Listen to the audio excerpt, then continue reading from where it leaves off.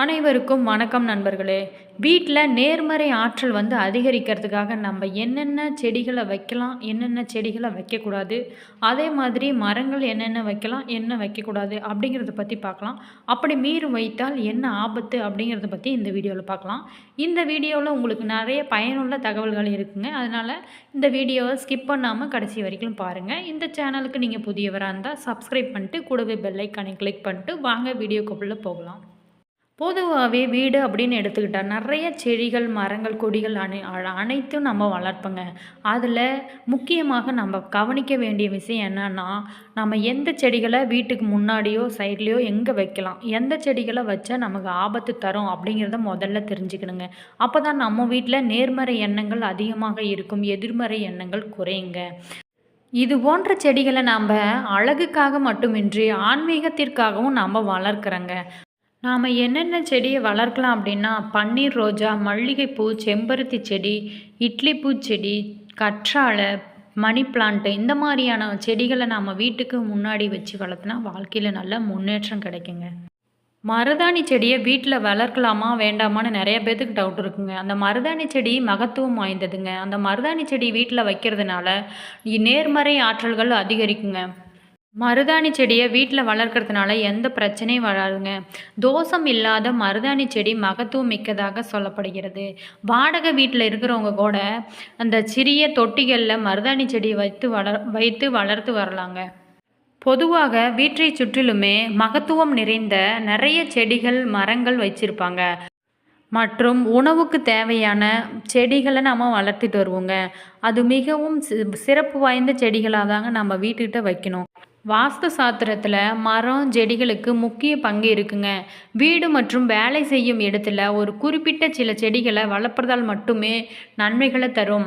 வாஸ்து சாஸ்திரப்படி எந்த மாதிரியான செடிகள் மற்றும் மரங்களை வீட்டிற்குள்ளேயும் வீட்டிற்கு அருகிலும் வளர்க்கலாம், வளர்க்கக்கூடாது, அவற்றால் என்ன பலன் அப்படிங்கிறத முதல்ல நம்ம தெரிஞ்சுக்கணுங்க. அதிர்ஷ்டம் தரக்கூடிய செடிகளை மட்டுமே நம்ம வீட்டை சுற்றிலும் வைக்கணுங்க. தேவையில்லாத செடியெல்லாம் கொண்டு வந்து வீட்டுட்டு வைக்கக்கூடாது. வாஸ்தின் சாஸ்திரப்படி வீட்டோட அமைப்பு, திசை, வீட்டில் ஒவ்வொரு பொருட்களையும் வைக்கும் இடம் மற்றும் திசைகள் மட்டுமல்ல, இன்னும் சில விஷயங்களும் நம்முடைய சந்தோஷத்திற்கும் நிறைவான நிம்மதியான வாழ்க்கைக்கும் காரணமாக இருக்குங்க.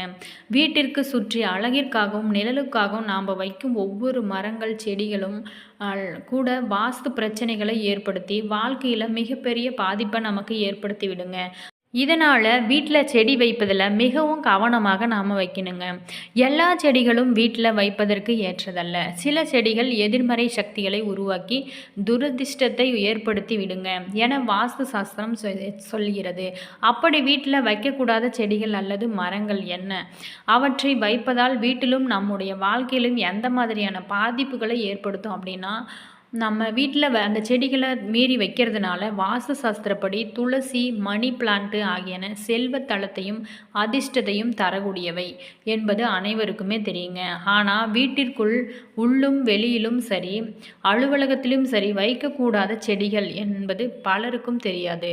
அழகுக்காக என நினைத்து பெயரே தெரியாத பல செடிகளை வீட்டிலும் வேலை செய்யும் இடத்துலுமே நம்ம வச்சுட்டு வராங்க. பிறகு பல பிரச்சனைகள், கெடு பலன்கள் ஆகியவற்றையே பெறக்கூடிய நிலையை ஏற்படுத்தி விடுங்க. இவற்றை தவிர்ப்பதற்காக வீட்டில் கண்டிப்பாக வைக்கக்கூடாத செடிகள் ரோஜா தவிர வேறு முற்செடிகளை நம்ம வீட்டில் வைக்கக்கூடாது. சிலர் கண்திஷ்டி என்று சப்பாத்தி கள்ளி போன்ற செடிகளை வீட்டில் வச்சு வளர்த்துவாங்க. இவற்றை வீட்டில் வைக்கக்கூடாதுங்க. போன்சோய் வாஸ்துப்படி சிவப்பு நிற மலர்களை கொண்ட செடிகள் மற்றும் போன்சாய் மரங்களை வீட்டிற்கு உட்புறம் வச்சு வளர்க்கக்கூடாதுங்க. இவற்றை வீட்டிற்கு வெளியே தோட்டத்தில் அல்லது திறந்து வெளியே இடங்களில் நம்ம வச்சு வளர்த்தலாம். புளிய மரம் தீய சக்திகள் குடியிருக்கும் மரமாக சொல்லப்படுதுங்க. இதனால் வீட்டிற்கு அருகில் இந்த மரங்களை வைக்கக்கூடாதுங்க. இது கெடு பலனையே நமக்கு கொடுக்குங்க. காய்ந்து போன செடிகள் மற்றும் பற்றுப்போன செடிகள் மரங்களையோ வீட்டில் வைத்திருக்கக்கூடாது. காய்ந்த பூக்கள் உள்ள செடிகளும் துர்திஷ்டத்தை நமக்கு ஏற்படுத்துங்க. அதே மாதிரி கருவேல மரத்தை வீட்டில் வளர்க்கக்கூடாது. வீட்டிற்கு அருகிலேயும் வளர்க்கக்கூடாது. அது தீய பலன்களையே நமக்கு ஏற்படுத்துங்க. அதே மாதிரி பருத்தியில் செடி நம்ம வீட்டில் வச்சு வளர்க்கக்கூடாது, பக்கத்துலேயும் வளர்க்கக்கூடாது. பனை மரமும் வளர்க்கக்கூடாதுங்க. அது தீய துர்திஷ்டத்தை ஏற்படுத்துங்க. வீட்டில் முக்கியமாக நம்ம சமைப்பதற்கும் மருத்துவ குணங்களுக்கும் சில செடிகளை நம்ம வச்சுருப்போங்க. அந்த செடிகள் என்ன அப்படி கற்பூரவள்ளி, புதினா செடி, கற்றாழை செடி, கறிவேப்பிலை, துளசி செடி போன்ற செடிகளை நம்ம வீட்டில் வச்சு வளர்க்கலாங்க. கற்பூரவள்ளி ஒரு கிருமி நாசினியாக சொல்லப்படுகிறதுங்க. சளி, காய்ச்சல், தலைவலிக்கு அருமருந்தாகவும் நமக்கு பயன்படுது. இதன் இலைகளில் பஜ்ஜி தயார் நம்ம செய்யலாம், ரசம் வைக்கலாம், மேலும் கஷாயம் செய்து பருகி நம்ம வரலாம். எனவே இதனை வீட்டில் கட்டாயமாக நம்ம வளர்க்கலாங்க. அதே மாதிரி வீட்டில் எளிதாக வளரக்கூடிய மூலிகை செடிகளில் இதுவும் ஒன்றுங்க. அதுதாங்க புதினா.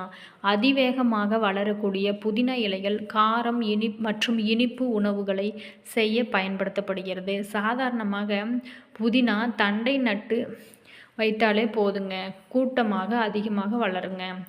அதே மாதிரி கற்றாழை ஆன்டி ஆக்சிடென்ட்கள், வைட்டமின்கள் மற்றும் தாதுக்கள் நிறைந்த இருக்குங்க. இது தோல் பராமரிப்பு பொருளாக பயன்படுத்தப்படுதுங்க. இது இயற்கை அழகு சாதன பொருட்கள் தயாரிப்பில் முக்கிய பங்கு வகிக்கிறதுங்க. மேலும் கற்றாழை காற்றை சுத்தகரிக்கும் பண்புகளையும் கொண்டிருக்குங்க. எனவே இதனை நம்ம வீட்டில் வளர்க்குறதுனால மாசுக்களை உறிஞ்சி சுத்தமான சூழலை நமக்கு உருவாக்கி தருங்க. மேலும் காற்றின் தரம் மேம்படுவதால் சுவாச நோய்களின் ஆபத்தும் நமக்கு குறையுங்க. இந்த கற்றாழை செடி வேறு ஏதாவது செடி பக்கத்தில் வைக்கும்போது இந்த கற்றாழை செடிக்கு ஒரு தன்மை இருக்குங்க, தண்ணீரை தக்க வைக்கும் தன்மை இருக்குங்க. அதனால் மற்ற செடிகளுக்கு நம்ம அவ்வளோ சீக்கிரமாக அது காயாதுங்க. அதே மாதிரி துளசி, கறிவேப்பிலை செடிங்க, சமையலுக்கு அதிகமாக நமக்கு உதவும் கருவேப்பிலை செடி மிகவும் முக்கிய பங்கு வகிக்கிறது. எல்லார் வீட்டிலும் கண்டிப்பாக இருக்கக்கூடிய செடிகள் தாங்க. இதனை வீட்டின் அருகாமையில் பக்கத்தில் எங்கு வேண்டுமானாலும் நம்ம வைக்கலாம். வீட்டு முன்னாடி நம்ம வைக்கக்கூடாது.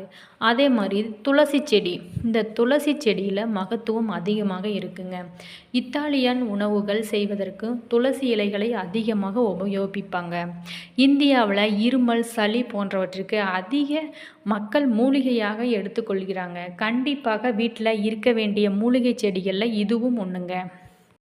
இந்த செடிகள்லாம் நம்ம வீட்டில் வளர்க்குறதுனால அடிக்கடி உண்டாகும் சளி, இருமல், வயிற்றுப்புண் போன்ற பிரச்சனைகளிலிருந்து நம்மளை பாதுகாத்துக்க முடியும். மேலும் குழந்தைகளுக்கு இருக்கும் வீட்டில் கட்டாயம் வளர்க்க வேண்டும். 5 செடிகளும் மருத்துவ பயன்களும் பற்றி நம்ம பார்த்தோம். கருவேப்பிலை, புதினா சமையலுக்கும் பயன்படும். குழந்தைகளுக்கும் அடிக்கடி கொடுத்து வர முடி வளர்ச்சி, ஊட்டச்சத்து பிரச்சனைகளை நம்ம முழுமையாக தடுக்கலாங்க. மணி பிளான்ட்டு, அதாவது பணத்தாவரம் என அழைக்கப்படும் மணி பிளான்ட்டை வீடுகளில் வளர்க்க மிகவும் எளிதான இன்டோர் பிளான்ட்டு ஆகுங்க. தொட்டிகள் முதல் பாட்டில்கள் வரை குறைந்த பராமரிப்புடனும் இது எங்கு வளர்க்கக்கூடியது. இந்த தாவரம் நல்ல அதிர்ஷ்டத்தை மற்றும் செழிப்பை தருவதாக சொல்லப்படுது. ஆலோவேரா, அதாவது கற்றாழை, மக்கள் மத்தியில் பிரபலமாக இருக்கும் கற்றாழை செடி தாங்க. ஒரு மருத்துவ தாவரம் மட்டுமல்ல, வீட்டிற்குள் நன்றாக வளரக்கூடிய தாவரங்களில் ஒன்று தாங்க இது.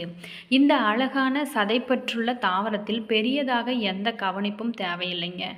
வானிலையை பொறுத்து வாரத்திற்கு ஓரிரு முறை மட்டுமே தண்ணி ஊற்றினா போதுங்க. இந்த கற்றாழையோட மேல் பகுதி அந்த இதை எடுத்துட்டு, அந்த முட்கள் போன்ற பகுதியை எடுத்துட்டு, அந்த உள்பகுதி அந்த சதைப்பகுதியை நாம் ஃபேஸுக்கு போடுறதுனால நல்லா ஷைனிங்காகவும் க்ளோவாகவும் இருக்குன்னு கூட சொல்கிறாங்க.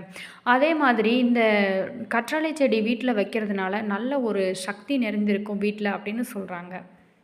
ரப்பர் செடி, இது பெரிய மற்றும் பளபளப்பான இலைகளுடன் கூடிய ரப்பர் தாவரங்க. காற்றை சுத்திகரிக்கும் தன்மையையும் பிரபலமாக கொண்டிருக்குங்க. இந்த செடிகளுக்கு பிரகாசமான சூரிய ஒளி தேவை மற்றும் இலைகள் உதிர்ந்த கீழே விழுந்தால் மட்டுமே, மிகவும் வறண்டது போல தோன்றினால் மட்டுமே நாம் தண்ணி ஊற்றுவது போதுங்க. வாஸ்து சாஸ்திரத்தின்படி வீட்டில் சில செடிகள் மற்றும் மரங்களை வளர்ப்பதால் வீட்டில் சஞ்சைகள், சச்சரவுகள் ஏற்படுங்க. எந்த செடிகளை வீட்டில் வைக்கலாம், எந்த செடிகளை வீட்டில் வைக்கக்கூடாதுன்னு தெரிஞ்சுட்டு இந்த வீடியோவையும் பார்த்துட்டு நல்ல நல்ல நன்மைகள் தரக்கூடிய செடிகளை மட்டுமே வீட்டை சுற்றிலும் அழகுக்காக வையுங்க. தேவையில்லாமல் பல செடிகளை நம்ம வீட்டில் வச்சு வளர்க்குறதுனால பல விதமான பிரச்சனைகளை நம்ம சந்திக்க நேருங்க. இந்த வீடியோவில் பல சுவாரஸ்யமான தகவல்கள் உங்களுக்கு தந்திருப்பேன்னு நினைக்கிறேன். இந்த வீடியோ உங்களுக்கு பிடிச்சிருந்தால் லைக் பண்ணுங்கள், கமெண்ட் பண்ணுங்கள், ஷேர் பண்ணிவிட்டு சப்ஸ்கிரைப் பண்ணிவிட்டு கூடவே பெல் ஐக்கானையும் கிளிக் பண்ணிக்கோங்க. அப்போ தான் நாங்கள் போடுற ஒவ்வொரு வீடியோஸும் உங்களுக்கு நோட்டிஃபிகேஷனாக வந்து சென்றடைங்க. இந்த வீடியோ உங்களுக்கு பல பயனுள்ள தகவல்களை தந்திருக்குன்னு நினைக்கிறேன். ஆன்மீகம் சம்மந்தமான தகவல்கள் தந்திருக்கோம். இந்த வீடியோ உங்களுக்கு பிடிச்சிருக்குன்னு நினைக்கிறேன். மறக்காமல் சப்ஸ்கிரைப் பண்ணிக்கோங்க. கூடவே பெல் ஐக்கானையும் கிளிக் பண்ணிக்கோங்க. நன்றி, வணக்கம்.